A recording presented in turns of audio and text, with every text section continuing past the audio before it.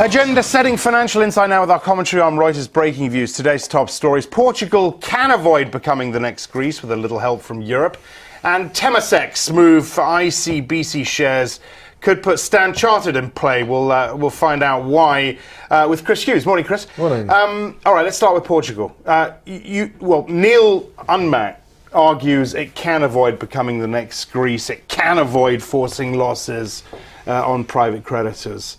Why? How? Well, look, we're not saying that Portugal won't need more money.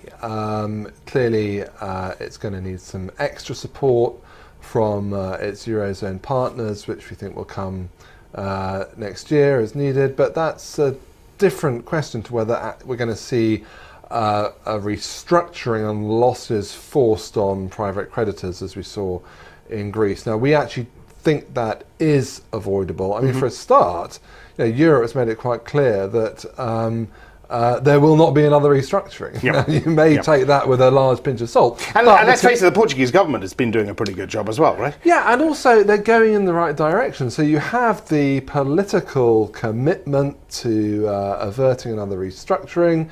And then you look at what Portugal's been doing to help itself, and actually they are making progress. We'll run through that. Lower deficit than Spain, lower government debt to GDP than Italy.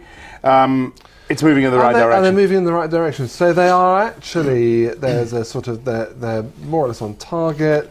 And I think if you combine that with the political will to avoid another restructuring, I think you can be reasonably confident as far as you can in these situations that this is not going to be a situation where there's another restructuring. But I mean, look, it's going to need some more money next year. Okay.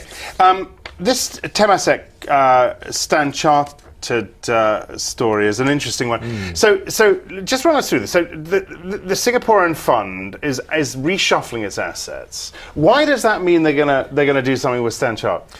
Well, look, remember, the question of what Temasek does with its enormous 18% stake in Standard Chartered has been around for a long time. But if you piece it all together, you can see how maybe now they might actually be more willing to consider an offer for it.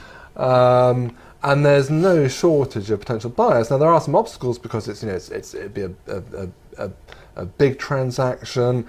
It would substantially increase the size of the buyer, making it a globally, systemically important financial institution with all kinds of extra capital requirements, but it's a very attractive asset. Now, of course, Temasek has just shown that it's willing to take ICBC shares